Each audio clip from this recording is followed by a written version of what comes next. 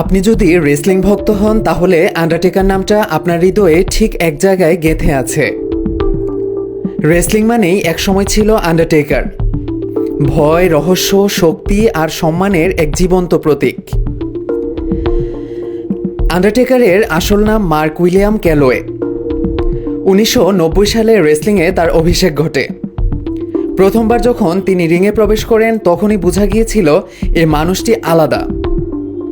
কালো লম্বা কোট, কালো হেড, ধোঁয়ার মধ্য দিয়ে ধীরগতিতে রিংয়ের দিকে এগিয়ে চলা, একটা গা ছমছমে পরিবেশ তৈরি করে দিতেন তিনি।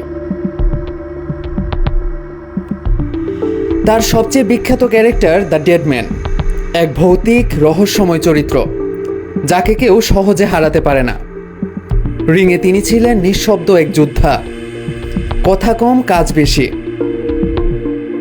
তার ফিনিশিং মুভ, টমস্টোন পাইল ড্রাইভার আর চোক স্ল্যাম এখনও দর্শকদের মনে গেঁথে আছে। রেসলমেনিয়া রেসলিংয়ের সবচেয়ে বড় ইভেন্ট। আন্ডারটেকার এই ইভেন্টে 21 বার টানা জয় পেয়েছিলেন, যা রেসলিংয়ের ইতিহাসে এক অদ্বিতীয় রেকর্ড। এই রেকর্ড ভাঙে 2014 সালে ব্রক লেসনারের হাতে। কিন্তু সেই ম্যাচের পর স্টেডিয়ামে ছিল কবরের মতো নীরবতা, কারণ কেউ কল্পনাও করেনি যে আন্ডারটেকার হারবেন। তার ম্যাচগুলো শুধু লড়াই ছিল না, ছিল এক একটা নাটকীয় গল্প। Shawn Michaels, Triple H, Kane, Edge, Randy Orton, এদের সঙ্গে তার ম্যাচগুলো হয়ে গেছে ইতিহাসের অংশ। কেনের সঙ্গে তার brother of distraction, tag team বা ট্রিপল এইচের সঙ্গে হেল ইন এ সেল ম্যাচ, এগুলো রেসলিংয়ের জগতের রত্ন।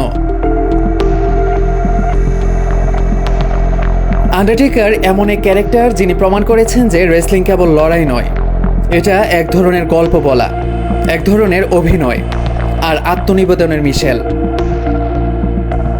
3 দশকেরও বেশি সময় ধরে তিনি ভক্তদের দিয়েছেন বিনোদন, আবেগ আর রোমাঞ্চ। 2020 সালে তিনি আনুষ্ঠানিকভাবে রেসলিং থেকে অবসর নেন। তার বিদায় মুহূর্তে গোটা রেসলিং ইউনিভার্স আবেগে ভেসে গিয়েছিল। তিনি ছিলেন, আছেন আর থাকবেন রেসলিংয়ের ইতিহাসের অন্যতম সেরা।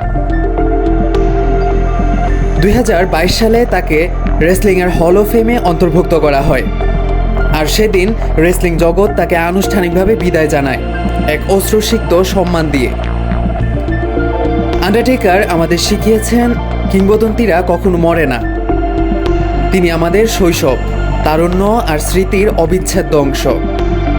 তিনি চলে গেছেন রিং থেকে, কিন্তু চিরকাল বেঁচে থাকবেন আমাদের মনে।